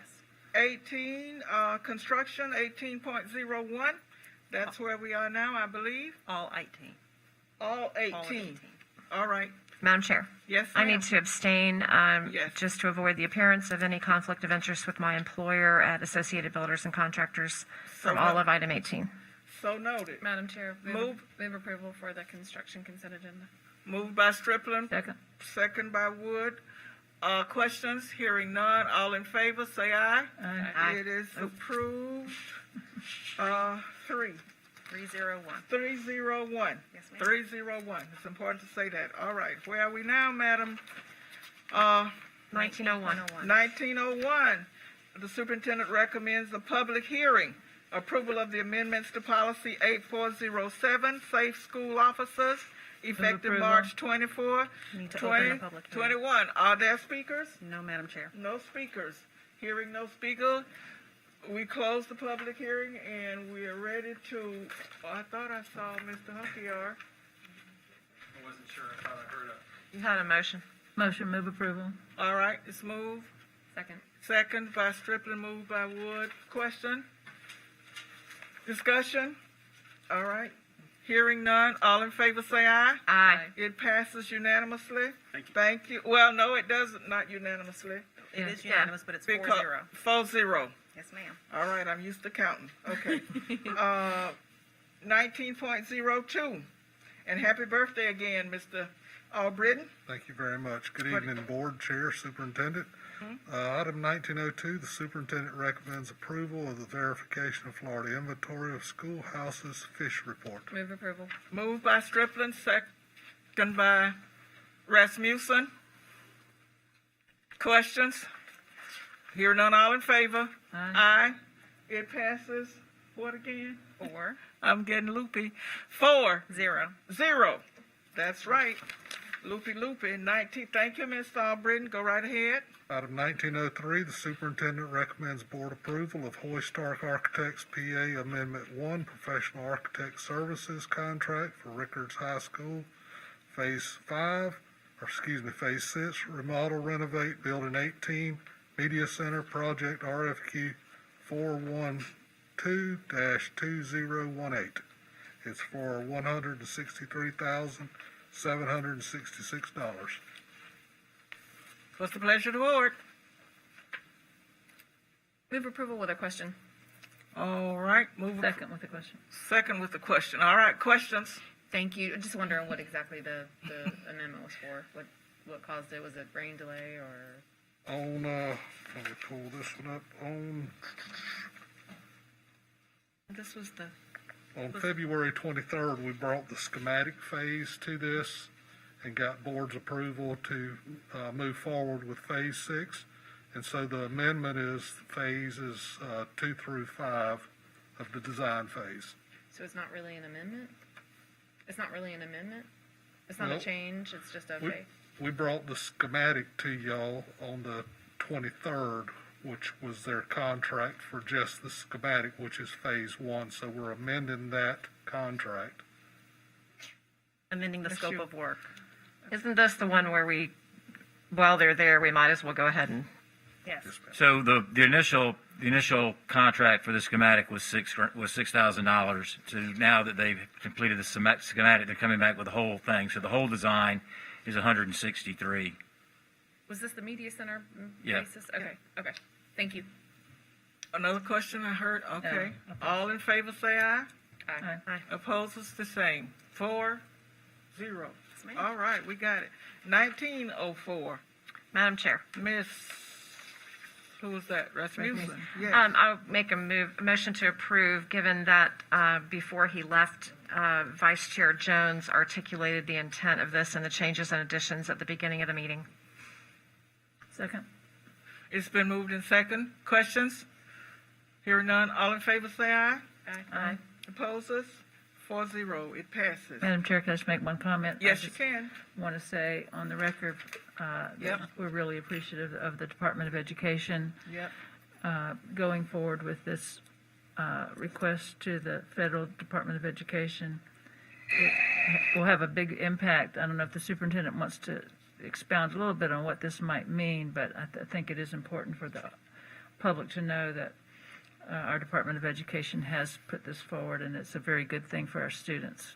Do you want to explain it? Yeah, and I echo what Ms. Wood is saying about the state of Florida requesting this waiver from the federal government with school accountability.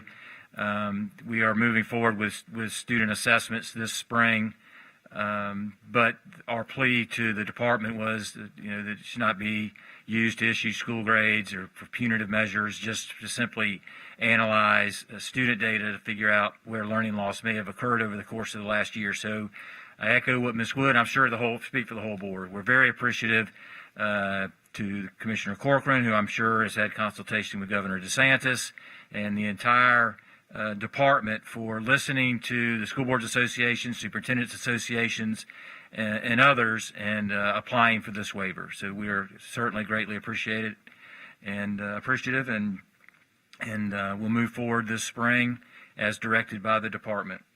Yes, thank you, Mr. Superintendent. And as has been stated, a letter will be going out under the superintendent's signature and board signature in support and thankfulness to the Department of Education for what it is they've done in this waiver. All right, what did we just do? We need to second that. Has that been approved? Yes. And So it's you been voted. approved? You voted. And we voted. So Yes. we move on down to 19.5. Loopy. Move approval by Rasmussen. It's been second by Wood. Questions? Hearing none. All in favor say aye. Aye. It passes 4-0. Wow. Okay. You note that our next business meeting is when? April the 3rd. We move now to April 13th, Madam. April 13th. I saw that. I did. The one just moved. No financial reports right now. Are there reports from board liaisons? No reports from board liaison. Superintendent's comments? Briefly, Madam Chair, as I stated earlier, we finished the third 9 weeks of the school year Good. on next Thursday. Friday, we have a spring holiday. The following Monday will be a teacher planning day, and then we head down the home stretch for the fourth 9 weeks of the school year. So, Good. but all is alive and well. That's great.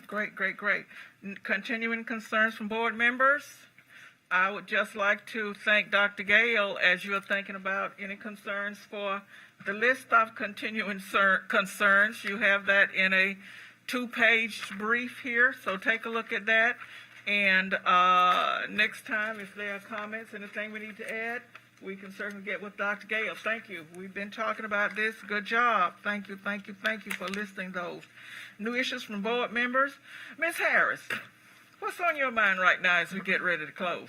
For starters, I want to thank the board for their support behind Girl Flow Project as it affects so many girls and people in Leon County.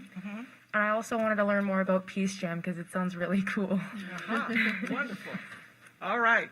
Okay, so that further comments from my colleagues on the board? Madam Chair, not Yes, a comment, ma'am. a question. We're back here at 2 o'clock tomorrow. Is that correct? That is correct. With paperwork. Yes, to be completed, and you should have turned some information into June Kale prior to your coming here tomorrow. So check your packets. If you don't get that information into her, from my reading, you will not be a part of the discussion at 2 p.m. in this room. Like, as of how early ahead? It can be for brought. her? I believe it can be brought with us. Oh, my well, understanding. all right. I talk to the hand. No, I think I read it that it had to be given to June before we start enter into the discussion. What time? What time? Give Give me a deadline. 2 o'clock is when we meet in here, so I would expect you can get it to June before 2. I give it to Miss Coffey so that she can get it to Miss Kale. In the Okay. morning? Yep. Before noon? Thank you. I need a deadline, y'all. Thank you. You Gotcha. can scan it and email it to her. Okay. Right. Good catch. All right. Thank That's you. pretty important. Very important. Anything else for the good of the order? Let's thank. I know we all are getting a little loopy. That's the granddaughter word. Granny, you loopy. Okay. We stand adjourned. Thank you. Thank you. Still looking for my chair.